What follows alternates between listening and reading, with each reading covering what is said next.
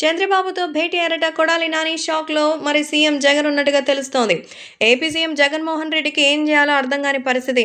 ఖచ్చితంగా తెలుగుదేశం పార్టీతో పొత్తు పెట్టుకొని జనసేన, బీజేపీ తమకు అడ్డంగా ఏదో ఒకటి చేయబోతున్నారని అయితే తెలుస్తోంది. ప్రస్తుతం సోషల్ మీడియాలో రకరకాల వార్తలైతే వినిపిస్తున్న నేపథ్యంలో జూనియర్ ఎన్టీఆర్ గురించి మరి తాజాగా అయితే ఆయన కలిసినట్టుగా అయితే తెలుస్తోంది. ప్రస్తుతం వీటికి సంబంధించిన విషయం తెలుసుకొని అందరూ ఎంతగానో షాక్ అవుతున్నారు. సో, కొడాలి నాని ఇప్పుడు చంద్రబాబుని, అలాగే ఇక మరి లోకేష్‌ని అందరిని విమర్శిస్తున్నారు, ఇంక్లూడింగ్ బాలయ్య.